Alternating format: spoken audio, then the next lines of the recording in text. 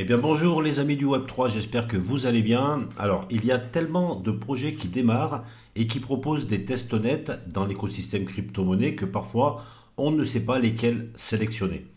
Parce que choisir un projet early, c'est aussi être actif dans une nouvelle communauté.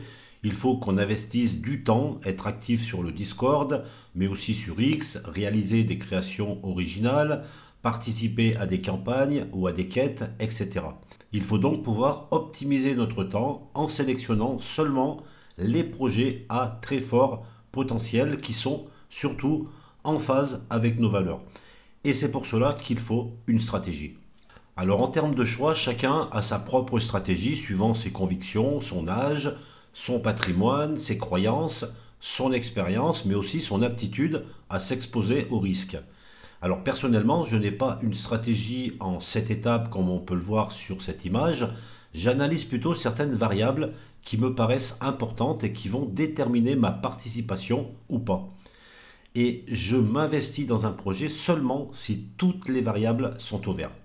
Voilà, c'est ma façon de fonctionner, c'est propre à moi-même et ça ne doit pas servir de référence pour ceux qui regardent cette vidéo. Ça peut éventuellement servir de base, surtout pour les plus débutants. Alors j'analyse pas non plus 36 variables, mais j'en ai choisi 5 qui sont essentielles pour me faire prendre la décision d'entrer dans un projet. Elles doivent être toutes les 5 au vert pour me rassurer, et s'il n'y en a qu'une seule qui me met un doute, ou si je n'arrive pas à trouver l'information nécessaire, alors je passe à un autre projet. Pendant cette phase d'analyse, je ne fonctionne pas sur mes émotions et je suis un vrai robot. J'ai mes critères et je vérifie si c'est bon ou pas. C'est très simple. Mais encore une fois, pas d'émotion dans cette partie. Alors les 5 variables, je vous les donne dans le désordre, il n'y a pas vraiment un ordre déterminé. Alors en 1 déjà, c'est l'utilité du projet dans le futur du Web3. Aujourd'hui, on ne doit plus se positionner sur des projets existants, mais plutôt sur des projets du futur qui vont pouvoir ouvrir de nouveaux marchés non exploités de nos jours. On doit préparer le monde de demain. Et c'est ce qui va aussi déterminer le potentiel de ce projet. En 2, bien sûr, c'est la force de la communauté, qui est une variable qu'il ne faut surtout pas négliger. Il y a déjà eu de très bons projets qui n'ont jamais réussi à percer parce qu'ils n'avaient pas cette force que représente la communauté. Et d'autres qui n'ont pas vraiment d'utilité, mais qui explosent grâce justement à cette puissance communautaire. En 3, je regarde aussi la constitution de l'équipe dirigeante. Par qui elle est dirigée, quel est en gros l'organigramme, est-ce que la team est dispersée sur plusieurs pays ou un seul. Maintenant, on peut tout savoir avec les réseaux sociaux. Est-ce qu'ils ont de l'expérience, est-ce qu'ils sont connus. Et ensuite, il faut suivre ses intuitions. Est-ce que l'équipe mérite ma confiance? Est-ce que je pense qu'ils sont assez solides pour mener à bien le projet? En 4, il y a aussi la variable du modèle économique, du projet ou de la tokenomique qu'ils souhaitent mettre en place. Est-ce que cela a du sens? Est-ce que je la comprends? En tant qu'investisseur, on se doit d'analyser un minimum cette partie économique. C'est vraiment fondamental. Un projet doit pouvoir mettre en place un système pour gagner de l'argent. Et s'il gagne de l'argent, alors nous, en tant qu'investisseurs, on en gagnera aussi. La 5e et dernière variable, c'est puisqu'on va devoir investir notre temps pour accompagner un projet, il faut au minimum qu'il soit en phase avec nos compétences et nos aptitudes. Et même peut-être nos croyances, sensibilités, en fait toutes ces choses plutôt personnelles. De mon côté, je suis quelqu'un de technique, de par ma formation. Et je vais plutôt chercher des projets qui vont améliorer le Web3 d'un point de vue performance, scalabilité, l'interopérabilité. En fait, tout ce qui va améliorer la technologie blockchain. Un artiste peut-être choisira un autre type de projet, car ça va mieux lui correspondre. Et justement, il prendra plaisir à investir son temps et le résultat sera meilleur s'il le fait avec passion. De mon côté, j'ai sélectionné un projet il y a quelque temps qui est Monad. Et j'ai donc appliqué ma stratégie des variables pour prendre ma décision. La première chose qui m'a attiré, c'est son utilité dans le Web3 en termes de performance, ce qu'il allait amener justement dans le futur du Web3. En effet, ils annoncent des transactions très rapides de 10 000 transactions à la seconde, qui en fait un projet extraordinaire d'un point de vue scalabilité. Et là, ça valide complètement ma première variable. Nous sommes peut-être témoins actuellement de la première des prochaines génération de blockchains qui vont justement améliorer le Web3. Il y a eu exactement les mêmes évolutions dans le Web2. Et aujourd'hui, on a la fibre. Mais il y a encore 10 ans, c'était la DSL, et il y a 20 ans, c'était encore pire. Monad, c'est sûrement la prochaine fibre du Web3. Ces performances vont pouvoir dans le futur ouvrir de nouveaux marchés, qui ne sont sûrement pas utilisés aujourd'hui, car les blockchains ont justement ce problème de rapidité des transactions.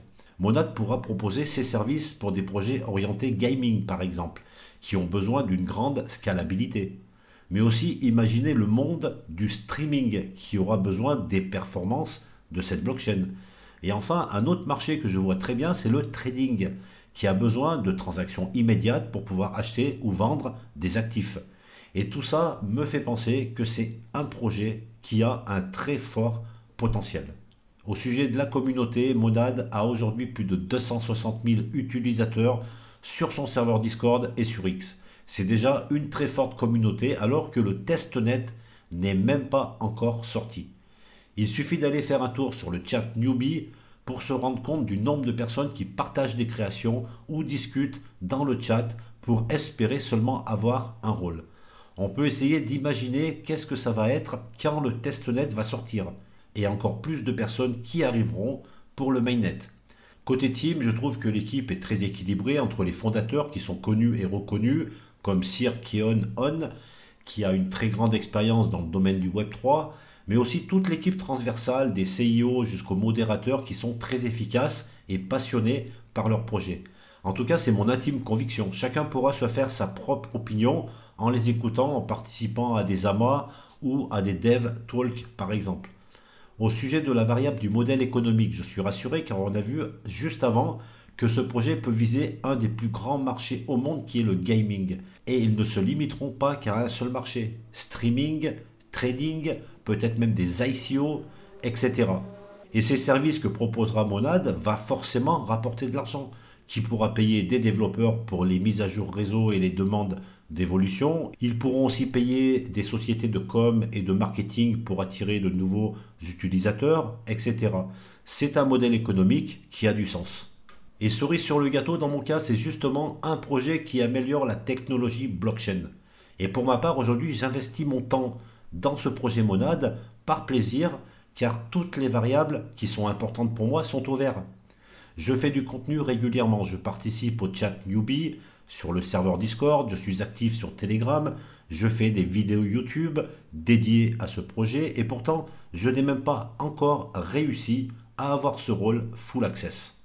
C'est pour vous dire comment ce projet est puissant. Il y a du monde, les places sont chères, ce n'est pas un projet où vous allez pouvoir entrer sans faire d'efforts.